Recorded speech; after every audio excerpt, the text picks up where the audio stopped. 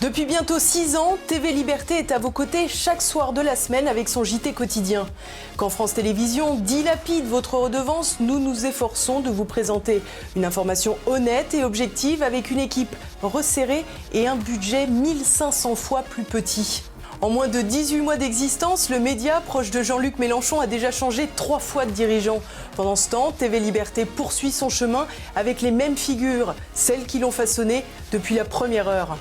TV Liberté, c'est une équipe solide qui tient dans la durée grâce à sa volonté de vous réinformer, mais aussi et surtout grâce à vous. Sans publicité, sans mécènes mondialistes, notre travail repose sur votre soutien.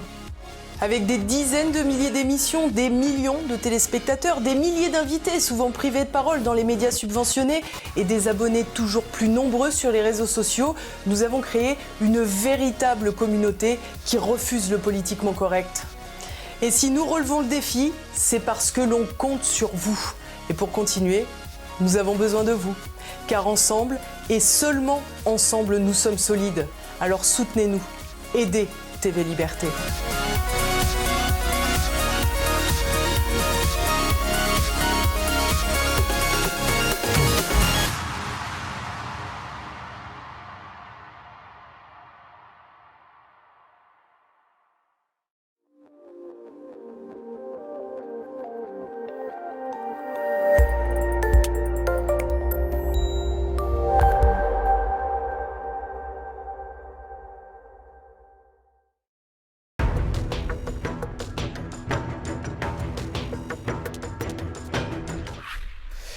Mon invité du jour est Jean-Louis Harouel. Il est agrégé de droit, professeur émérite à l'université Paris 2 Panthéon-Assas. Il a publié une vingtaine d'ouvrages, dont récemment Le vrai génie du christianisme, Revenir à la nation, Les droits de l'homme contre le peuple ou encore Droite-gauche, ce n'est pas fini. Des ouvrages qui ont été présentés ici à TV Liberté. Et aujourd'hui, il nous présente son dernier ouvrage, Libre réflexion sur la peine de mort. Bonjour professeur. Bonjour Olivier Frère Jacques. Vous commencez votre livre sur les chapeaux de roue en attaquant immédiatement Victor Hugo et son dernier jour d'un condamné. Alors qu'est-ce que vous lui reprochez à Victor Hugo ? L'immense Victor Hugo, que j'aime infiniment par ailleurs, se fiche complètement de son lecteur, le prend pour un imbécile, le manœuvre d'une manière éhontée. C'est de la manipulation, c'est de la malhonnêteté intellectuelle.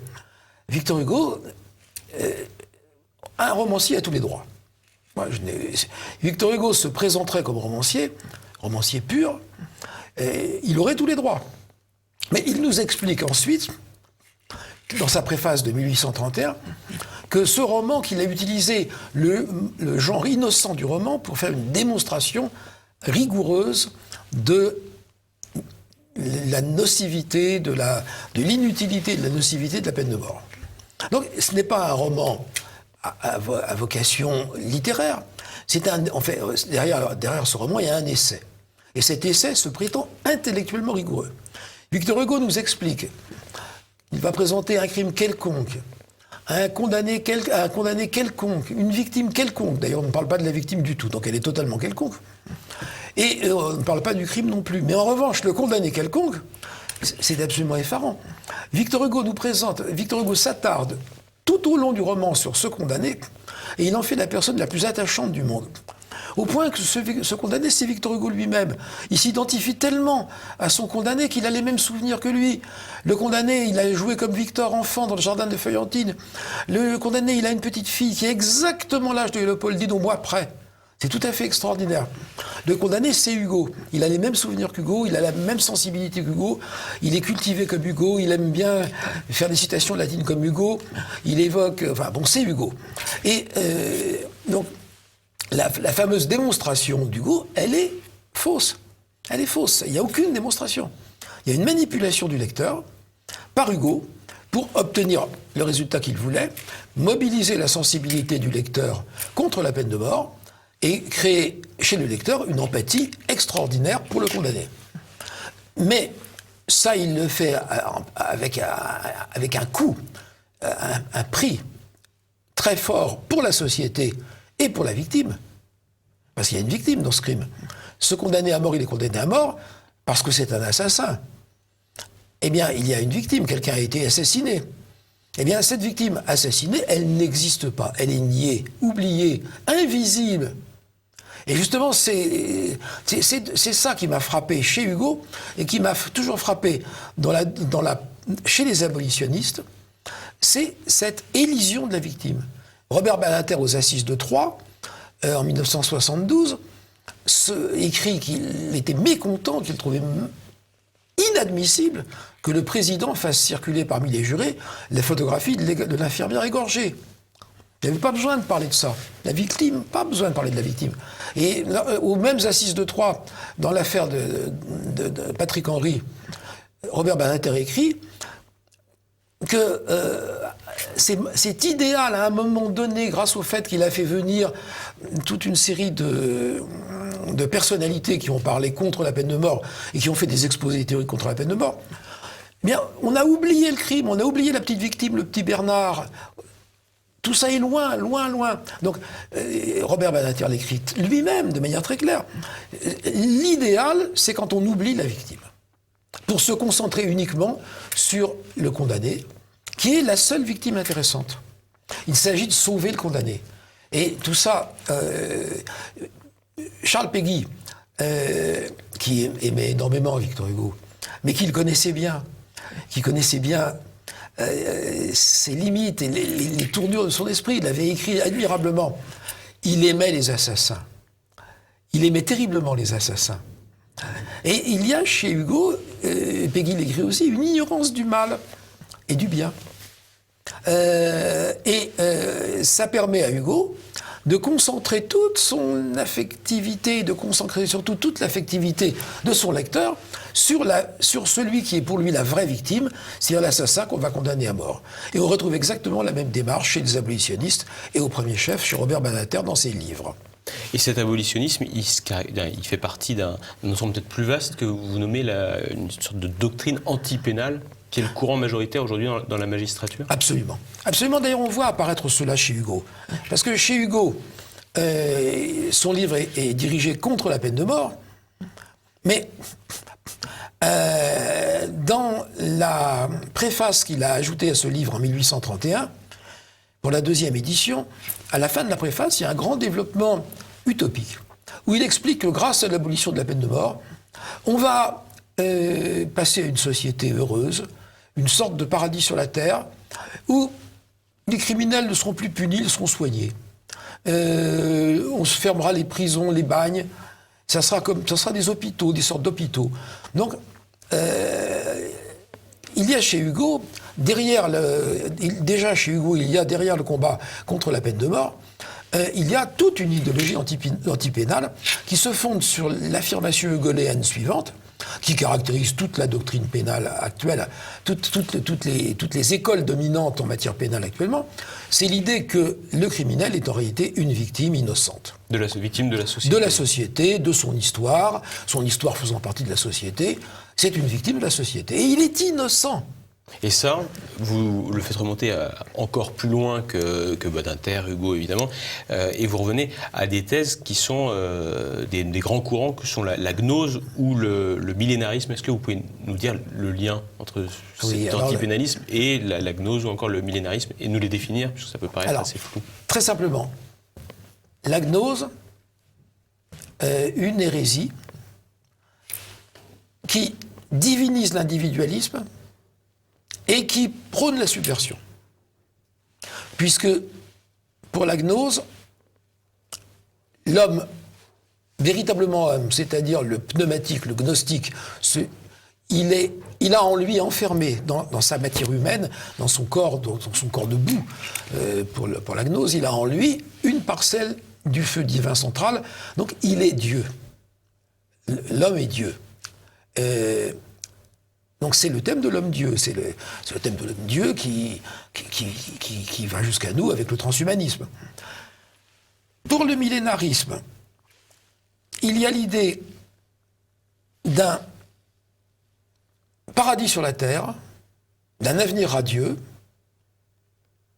et d'une révolution pour y parvenir.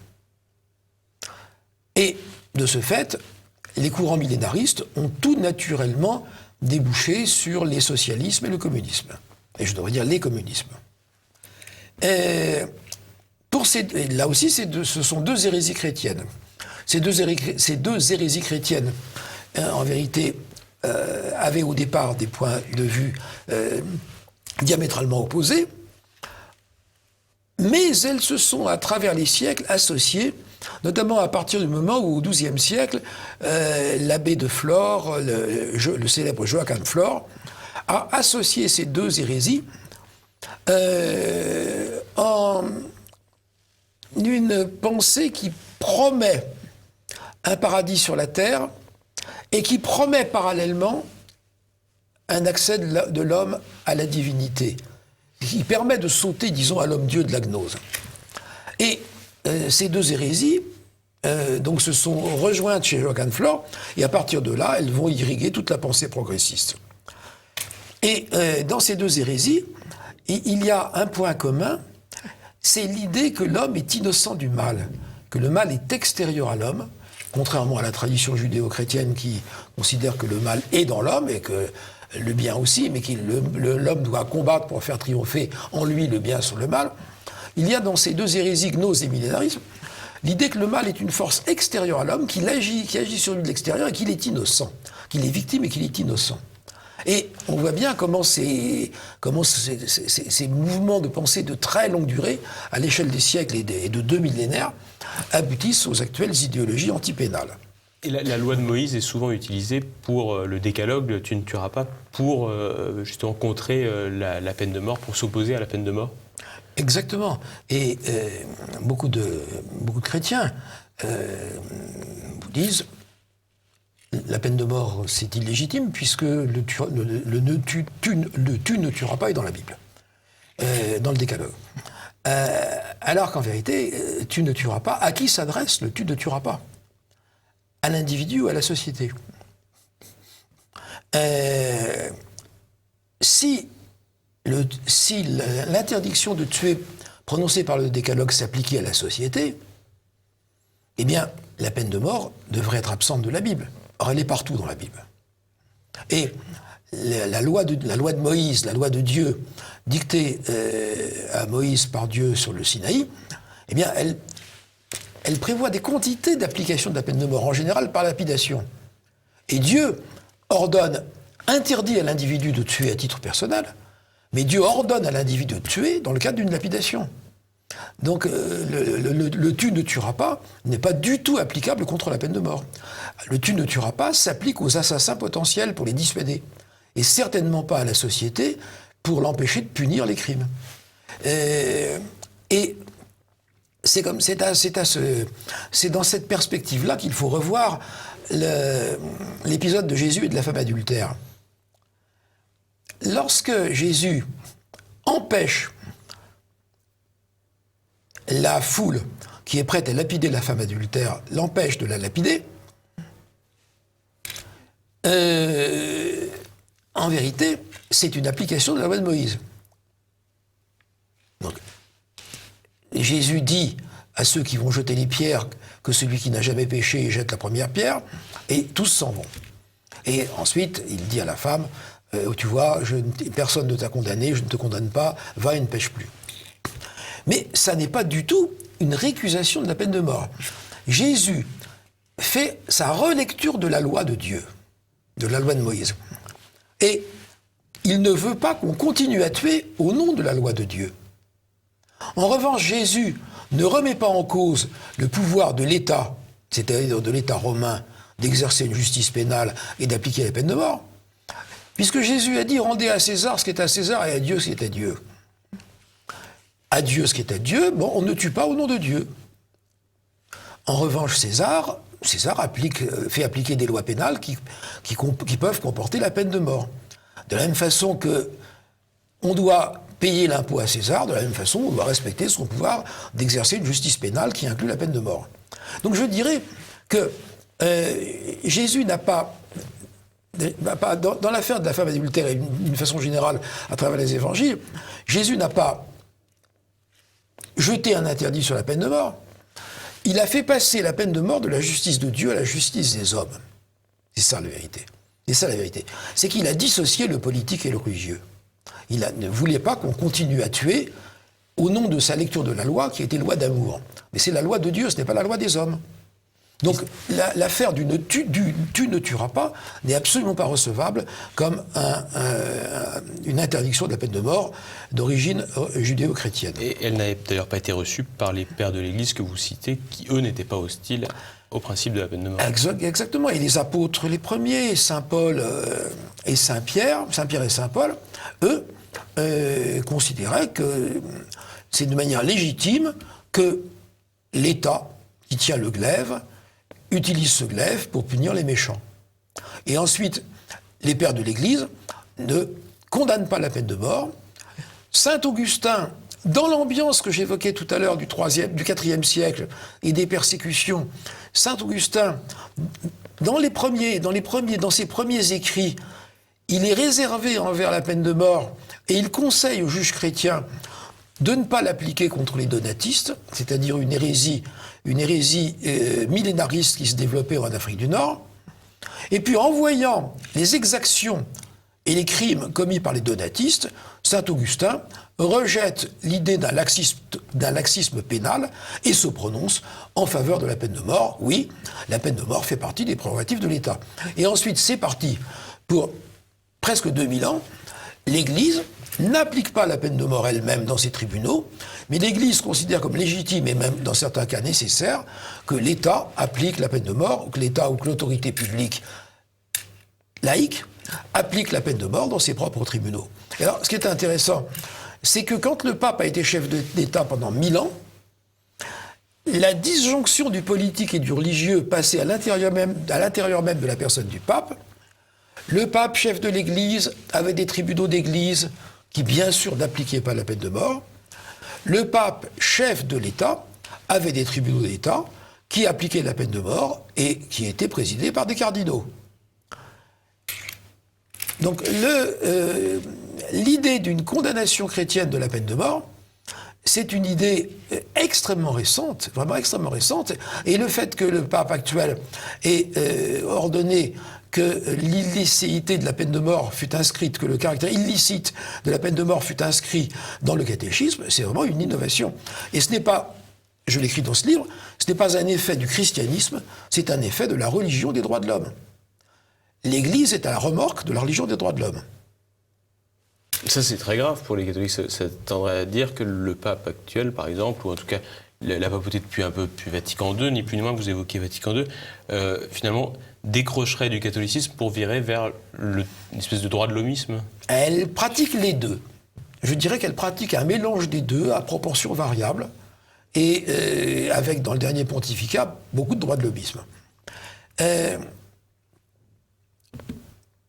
Après Vatican II, l'idée catholique traditionnelle que le primat, c'était le salut des âmes, bon, on a l'impression que cette idée passe au deuxième plan et que les choses terrestres prennent de plus en plus d'importance. Et à partir de Jean 23, effectivement, l'Église a mission d'intervenir, se donne la mission d'intervenir, non seulement pour le salut des âmes, mais aussi pour les droits de l'homme. Et les droits de l'homme vont entrer dans le vocabulaire et dans les concepts utilisés par l'Église catholique. Et actuellement, dans la situation où on est, d'une papauté qui est obsédée par l'accueil des migrants et par la récusation de la peine de mort, on a de plus en plus l'impression, ce que j'écris dans ce livre, ce que j'avais déjà écrit il y a bien longtemps dans un autre livre qui s'appelait « Revenir à la nation », on a l'impression qu'il y a deux religions dans l'Église, la religion catholique, et puis une autre religion, une religion séculière, une religion politique, la religion des droits de l'homme. Et que le pape est devenu, en somme, le chef, le chairman, le chef d'une ONG à caractère humanitaire. Alors dans ce livre Réflexion sur la peine de mort, vous apportez énormément d'arguments qui peuvent convaincre sur le bien fondé, ou en tout cas qui peuvent convaincre que la peine de mort peut être une option. Mais est-ce que vous pensez qu'aujourd'hui, il serait souhaitable de rétablir la peine de mort en France, par exemple, concrètement? Alors, est-ce que c'est possible? Je n'en suis pas sûr. D'un point de vue purement intellectuel, ça me paraît indispensable. D'un point de vue intellectuel, ça me paraît indispensable parce que l'abolition de la peine de mort intervenue en 1981 a été, en vérité, un coup de bélier qui a fait sauter un barrage. Un barrage qui, depuis des siècles et des siècles, a fait écrouler un édifice, disons, a fissuré un édifice, l'édifice d'une justice pénale fondée sur l'idée de responsabilité individuelle. Cet édifice s'est trouvé complètement ébranlé par l'abolition de la peine de mort. Pendant plusieurs décennies, alors même que la peine de mort était devenue en France quelque chose d'extrêmement résiduel, qui était appliqué avec d'infinis scrupules, elle a été dénoncée comme une monstruosité, au nom d'une inhumanité dont elle était porteuse. Et puis, à partir du moment où la peine de mort, et Robert Badinter avait promis, mais vous aurez une perpétuité réelle. À partir du moment où la peine de mort a été abolie, eh bien, les mêmes arguments d'inhumanité qui ont été dirigés contre la peine de mort sont dirigés contre la perpétuité. Et on lit couramment qu'une vraie perpétuité, c'est totalement inhumain, que c'est inadmissible, qu'il faut combattre cela, que c'est absolument de la barbarie. Le résultat, c'est qu'en France, on a actuellement une durée moyenne de perpétuité de 20 ans. Ce qui est, du point de vue de la société, une catastrophe. Parce que l'incarcération de très grands criminels, pendant 20 ans ou pendant 30 ans, ne constitue pour la société qu'une solution provisoire, temporaire. Car ces gens vont ressortir un jour et ils vont peut-être tuer. Et on s'aperçoit que le fameux principe de précaution qui obsède notre société ne s'applique pas quand il s'agit de la sécurité et de la vie des innocents. L'abolition de la peine de mort, en fait, dans l'abolition de la peine de mort, ce qui est scandaleux, c'est absolument scandaleux, c'est que cette abolition de la peine de mort a été érigée au rang de droit de l'homme. L'abolition de la peine de mort figure dans la Convention européenne des droits de l'homme, figure dans la Constitution française depuis 2007, et c'est un droit de l'homme. Alors qu'est-ce que ça veut dire concrètement? Ça veut dire qu'il existe un nouveau droit de l'homme, pouvoir tuer sans risquer d'être tué en punition de son crime est un droit de l'homme. C'est un droit de l'homme immoral, c'est un droit de l'homme qui détruit, la confiance du citoyen dans le pacte social. Et je dirais que c'est un droit de l'homme qui déshonore l'idée de droit de l'homme.